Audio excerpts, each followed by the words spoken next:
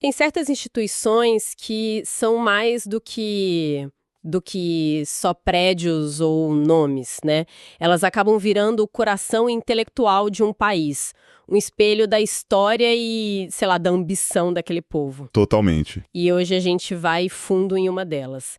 A Academia Húngara de Ciências, ou MTA, como eles chamam por lá. Isso. E a nossa análise aqui se baseia num material bem completo, que cobre quase 200 anos de história, desde a fundação dela até a estrutura que tem hoje. E o que eu acho mais curioso nessa história toda é que ela já nasce com uma tensão, sabe? Que tensão. A missão que a gente vai explorar hoje é como uma instituição que foi criada para ser um bastião da cultura e da língua húngara, algo supernacionalista na sua essência, Uhum. como ela consegue navegar e se manter relevante num mundo científico que hoje é totalmente globalizado e que fala inglês. Exatamente. Essa é a grande questão, né? Como é que se protege uma identidade sem se isolar? E essa história toda começa com uma cena que, sério, parece de filme. É verdade. A gente está em 1825, na Dieta de Pressburg. Era tipo o parlamento húngaro da época. E a cidade hoje é Bratislava. O clima é de debate político normal e, de repente, um nobre, o conde Stefan Széchenyi, se levanta. E o que ele faz é genial. Ele não faz um discurso político, ele faz um gesto. Um gesto muito forte. Muito. Ele oferece a renda de um ano inteiro de suas propriedades, e a gente está falando de uma fortuna absurda para criar o que ele chamou de sociedade erudita. Ele basicamente botou as cartas na mesa e disse: eu aposto no conhecimento. E o efeito foi imediato, foi tipo contagiante. Outros nobres super inspirados começaram a fazer as suas próprias doações ali. Na hora. Uhum. Foi um momento de união nacional, não por causa de uma guerra, mas pela ideia de que a cultura e o conhecimento húngaro valiam um investimento pesado. Essa semente, então, foi plantada com um ato de filantropia que era, no fundo, um ato político. Sim, mas eu diria que foi até mais do que filantropia. Foi um ato de rebeldia cultural. Rebeldia? Como assim? Pensa no contexto da época.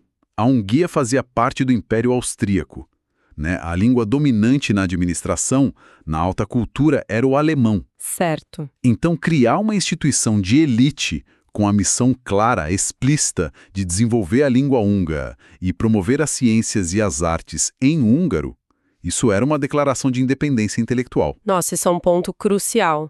Mas não tinha um risco nisso? A ciência europeia daquela época se comunicava em alemão, em francês.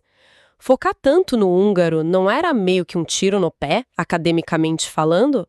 Uma forma de se isolar? Era um risco, com certeza, um risco calculado. A aposta era que, ao fortalecer a língua, eles criariam uma base intelectual forte o suficiente para dialogar de igual para igual com o resto da Europa. Entendi. Em vez de só serem consumidores de conhecimento estrangeiro. Exato. Eles queriam produzir ciência húngara. E essa aposta se solidificou com o tempo. Em 1845, o nome muda para Academia Húngara de Ciências e, em 1865, eles inauguram aquela sede monumental em Budapeste. Que é um prédio icônico. Lindo. Bem às margens do Danúbio. O prédio em si já é uma declaração, sabe? É como se dissesse: chegamos. O conhecimento húngaro agora tem um lar. Esse gesto de fundação é incrível. Mas uma instituição não vive só de história, né? Para entender o poder da MTA, a gente precisa olhar para, digamos, para a sala de máquinas dela. Como ela se organiza por dentro. E a estrutura é bem ambiciosa. Muito. Eles basicamente tentaram mapear todo o conhecimento humano em 11 sessões. E o interessante não é só a lista, mas como eles agruparam as coisas. Isso mostra muito sobre a filosofia deles. Totalmente. Olhando a estrutura aqui, o que me chama a atenção é que linguística e literatura tá no mesmo pilar que filosofia e história e economia e direito. Sim. Isso parece reforçar muito aquela ideia inicial de que a língua não era só um meio de comunicação, mas um objeto de estudo científico de altíssimo nível, sabe? No mesmo patamar da lei e da história da nação. Faz sentido? Faz todo sentido. Perfeitamente. Para eles, a língua era um pilar da identidade nacional tão fundamental quanto o sistema legal ou a narrativa histórica. Colocar esses temas juntos na estrutura da academia não foi um acaso, foi uma declaração de princípios. E essas sessões não eram só divisões no papel, né? De jeito nenhum. Elas são extremamente ativas. Elas monitoram a pesquisa no país, aconselham o governo e, o mais importante, concedem o título de doutor da Academia Húngara. Certo, e esse título, o DSC, a gente precisa explicar, não é um doutorado comum, um PhD que você consegue no final da pós-graduação. Nem de longe. O DSC é um título que um pesquisador que já tem PhD, que já tem uma carreira consolidada, busca obter. É um reconhecimento de um nível superior de contribuição científica, uma espécie de selo de qualidade que é concedido pelos seus pares mais respeitados no país. Uau! Ser um doutor da academia é o topo da carreira acadêmica na Hungria. E o fato de a MTA ser a instituição que concede esse título mostra o poder dela. É ela quem dá a palavra final sobre o que é ciência de ponta no país. E esse poder todo se manifestava também em uma rede gigantesca de institutos de pesquisa que ficavam sob o guarda-chuva da academia, pelo menos até uma grande reestruturação que teve em 2019. E a diversidade era impressionante. Muito. A gente tem, por exemplo, o Centro de Pesquisa em Astronomia e Ciências da Terra, que está ligado ao famoso Observatório Concolli.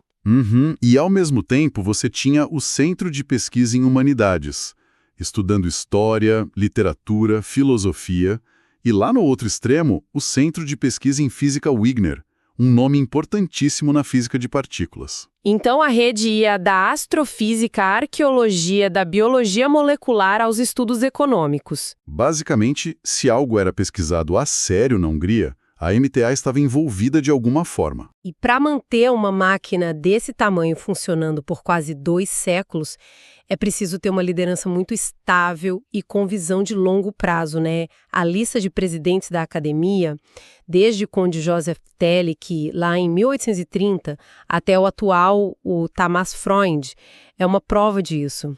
E é aí que fica interessante. Quando a gente olha quem foram esses presidentes, encontramos algo que quebra muitos estereótipos sobre academias de ciências. Por exemplo? Por exemplo, Lohand Eltves, um físico experimental genial cujos trabalhos sobre gravidade são estudados até hoje. Ele foi presidente. Ok, isso faz todo sentido. Um cientista de ponta liderando uma academia de ciências. É o esperado. Mas aí você olha a lista e encontra um nome que, assim, à primeira vista, parece totalmente deslocado.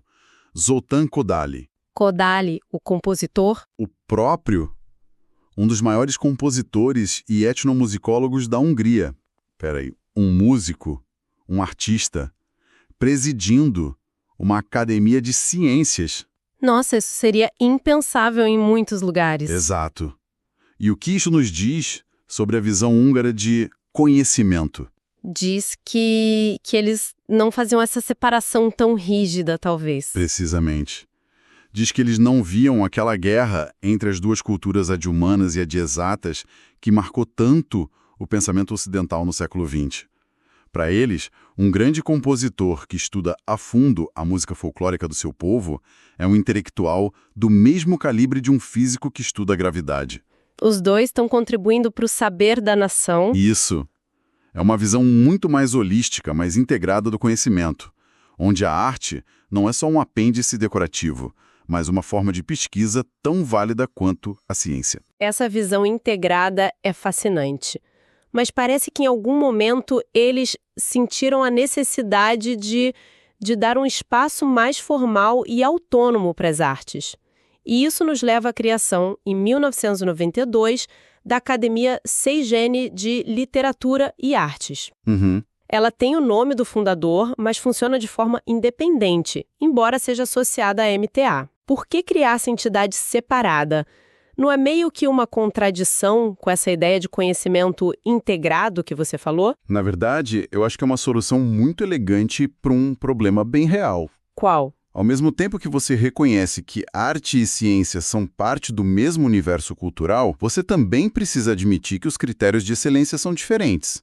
Não se julga um poema com a mesma régua que se mede um experimento de física, certo? Claro, faz sentido. O mérito artístico precisa ser julgado por artistas e o mérito científico por cientistas. Entendi. Então, ao criar uma academia separada, mas associada, eles garantiram essa autonomia de julgamento sem quebrar o vínculo simbólico. Exato.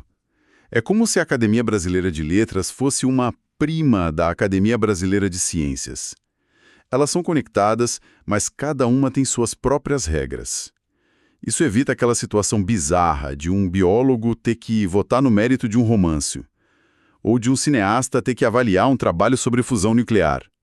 É um reconhecimento maduro da diversidade do saber. E quando a gente olha quem faz parte dessa academia Sechene, o peso dela fica muito claro, não é uma instituição secundária, né? Nem um pouco. A gente está falando de figuras de calibre mundial. Os escritores George Conrad e Magda Szabó, que são lidos no mundo todo. O cineasta Istvan Szabó. Recebeu um Oscar. O diretor Miklos Janso, um mestre do cinema de arte. Ter seu nome nessa lista é o equivalente, no mundo das artes húngaras, a ser um doutor da academia nas ciências. É o reconhecimento máximo dos seus pares. Ok, então recapitulando o que a gente viu até agora. A gente tem uma instituição que nasceu de um ato de patriotismo quase teatral, com a missão super clara de fortalecer a identidade húngara através da língua e do conhecimento. Ela se estruturou de um jeito muito ambicioso para cobrir todo o espectro do saber, das exatas às humanas. Certo? E ao longo de quase 200 anos, com uma liderança que incluiu tanto físicos quanto compositores, ela se tornou um símbolo da vida intelectual do país. Exato. Um símbolo poderoso, com aquela sede majestosa que ancora fisicamente essa ideia no coração de Budapeste. Mas isso nos traz de volta àquela tensão inicial que a gente mencionou, lembra? Lembro. As fontes nos mostram uma instituição profundamente enraizada na identidade nacional húngara, criada para cultivar o idioma e a ciência do país. E isso nos leva à reflexão final, então. Sim. A grande pergunta que fica é: no mundo de hoje, onde a ciência de ponta é feita em consórcios internacionais, com artigos publicados em inglês e dados compartilhados em redes globais, como uma academia nacional com uma missão histórica tão específica encontra seu lugar? É um desafio enorme. Como ela equilibra o dever de proteger uma herança cultural única com a necessidade de fomentar uma cooperação científica sem fronteiras, que é a chave para o progresso. É um desafio que define não só o futuro da MTA, mas de muitas academias nacionais pelo mundo. Elas precisam ser, ao mesmo tempo, guardiãs locais e cidadãs globais. E encontrar esse equilíbrio, essa é a grande tarefa delas no século XXI.